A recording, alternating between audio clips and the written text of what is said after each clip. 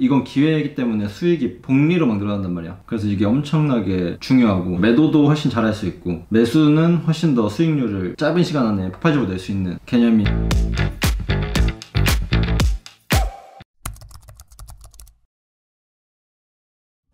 안녕하세요. 안녕하세요.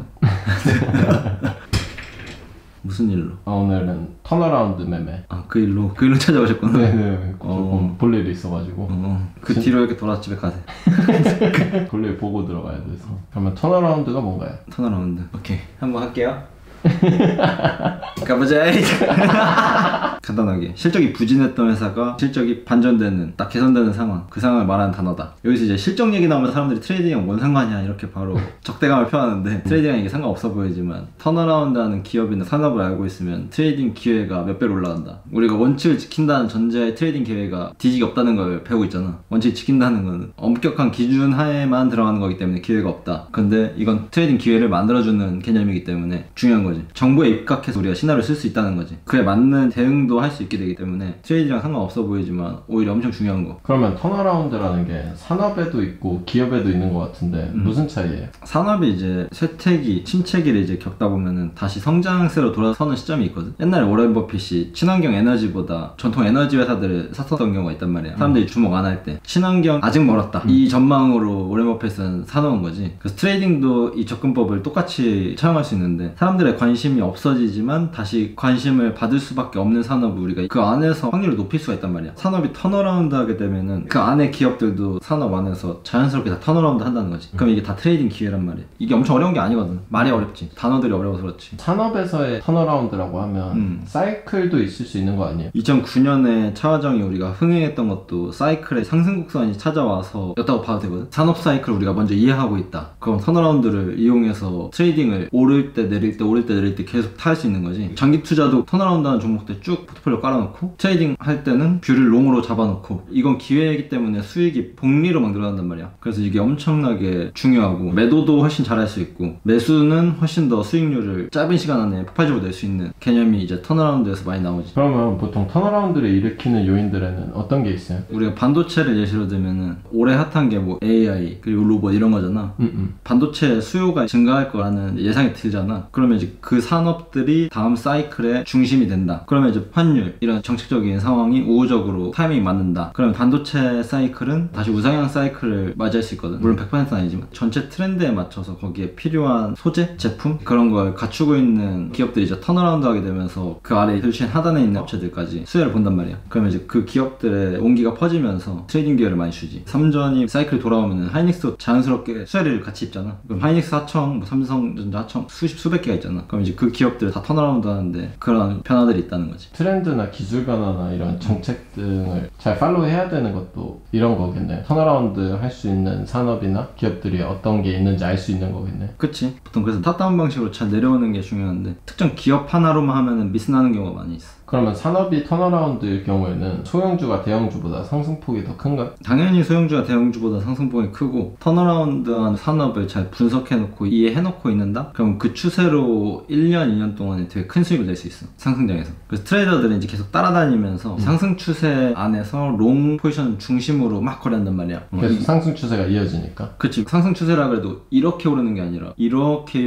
오르기 때문에 이 안에서 계속 기회를 준다는 거지. 근데 이걸 잘 누리려면은 턴어라운드를 많이 이해하고 있고 그게 어디서 온기가 퍼져서 사이클이 내려온 건지 그걸 파악하고 있는 거랑 없는 거랑 그걸 이해하고 있으면 그럼 그 다음은 여기겠구나 그 다음 여기겠구나. 그럼 만약에 산업이 턴어라운드일 경우에는 형은 산업 내 밸류체인의 어떤 종목들에서 보통 트레이딩을 해요? 나 같은 경우는 주요 종목 대형주 한두 개 같은 거 그게 상승 위주로 보통 거래하고 중소형주 같은 경우는 밸류체인 하단에 많이 포지션을 잡아두고 분기에 한 번 정도 이렇게 관리해 놓는 편. 그래서 배터리를 엄청 우려먹었던 것도 뭐 SDI, 뭐 이노베이션, LG에너지 솔루션 이런 것들을 이제 계속 롱숏으로 거래하면서 중소형주는 분기에 한 번씩 관리해주기 때문에 계속 롱으로 유지하는 거야. 나는 스타일 자체가 대형주를 트레이딩하는 사람이다 보니까 호흡이 느리잖아. 그러니까 데이 트레이딩으로 그 1, 2%를 레버리지 써서 막 공격적으로 트레이딩하고 포지션 엄청 크게 잡고 대형주에 붙어있기 때문에 대형주의 흐름이 꺾이면 중소형주는 바로 꺾인단 말이야. 근데 대형주가 1등주기 때문에 내 거 리밸런싱 해야 될 타이밍을 가장 정확하게 잡을 수 있어. 대형주를 직접적으로 실시간으로 감시하고 있기 때문에.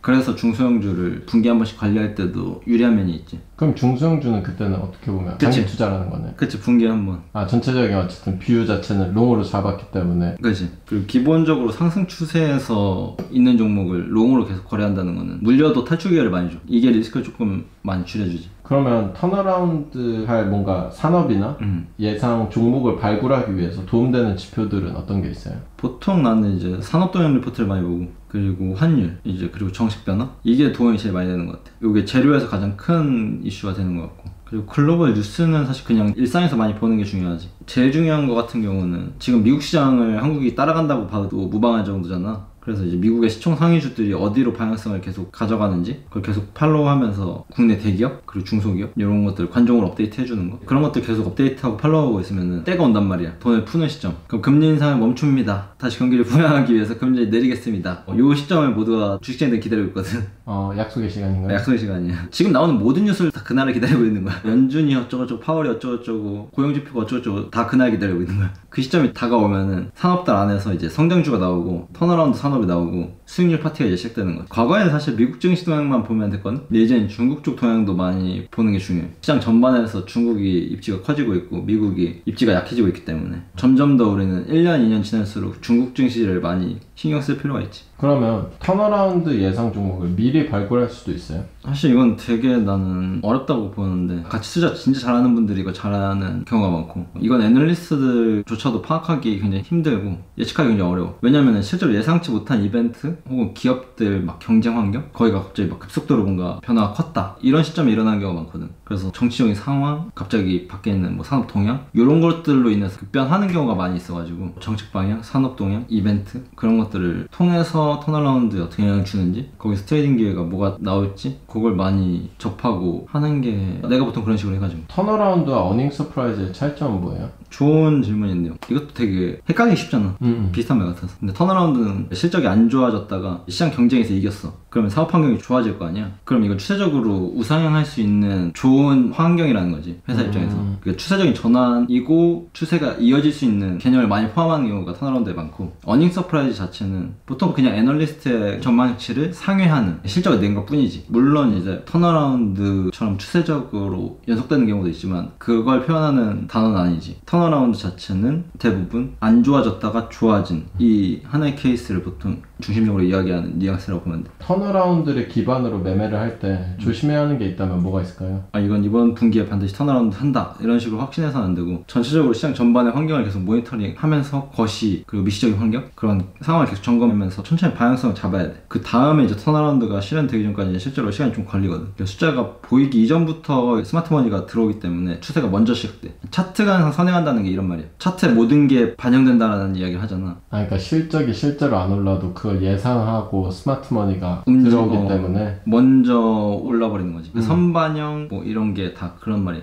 사람들의 심리를 담고 있어서 그런가요? 그치. 그래서 보통 일반 투자자들이 그걸 다 아는 정도다? 그러면은 이미 다 반영되고 있다 봐야 돼. 숫자가 이제 실적에 반영돼서 실적 발표에 등장하는 시점에는 단물이 다 빨리는 경우가 많이 있지. 그래서 다른 투자자들이 이미 턴어라운드 가능성을 보고 추세를 만들어 간다? 그러면 그때 참여하는 것도 나는 괜찮다고 봐. 불확실하지만 그렇기 때문에 리턴이 클 수 있는 거야. 그리고 오히려 매도 시점은 턴어라운드 실적이 이제 숫자에 찍히는 시점. 이때는 오히려 매수보다는, 매도까지는 아니더라도 중립적인 관점에서 매도보다는 홀드하는 전략, 추가 매수 막 이렇게보다는 그냥 보유하거나 혹은 눌림이 있으면 작게 추가 매수하거나. 왜냐면 초창기에 놓치면 나는 뒤에 불타기 하는 거는 이런 롱텀 전략에서는 잘 안 쓰거든. 데이 트레이딩에서는 불타기 많이 하는데. 그래서 결론적으로 중요한 거는 턴어라운드 실적이 실적 발표에 포함돼서 나오는 시점은 매수 시점으로 잡을 수 있진 않다. 그래서 이것만 조심하면 될 것 같아. 사람들은 사실 그 시점이 더 공격적으로 매수 시점을 잡을 수 있잖아요. 실적이 좋게 나왔으니까. 그렇기 때문에 하면 안 되는 거지. 대중들은 그때 다 매수를 하기 때문에 그 시점만 조심하면은 크게 문제 없이 할 수 있는 전략. 오늘은 턴어라운드 매매에 대해서 좀 얘기해봤는데 어떠셨어요? 턴어라운드를 어떻게 트레이딩에 접목하고 있는지 저도 설명을 해주려고 준비를 하다 보니까 많이 정리가 됐는데, 보시는 분들도 아직도 이게 무슨 상관이야 라고 할 수 있지만 실제로 굉장히 중요하고요. 여러분들이 어떤 투자를 하든 어떤 트레이딩을 하든 되게 중요한 개념이라고 보면 될 것 같아요. 나도 이걸 설명할 수 있을까 했는데 설명하면서 내가 어떻게 했는지 많이 정리가 돼가지고, 보는 사람마다 이 영상에서 취하는 게 다 다를 것 같아. 다 각자 얻어갈 걸 얻어가시면 될 것 같다. 그럼 저는 다음 시간에 뵙도록 하겠습니다. 안녕. 안녕.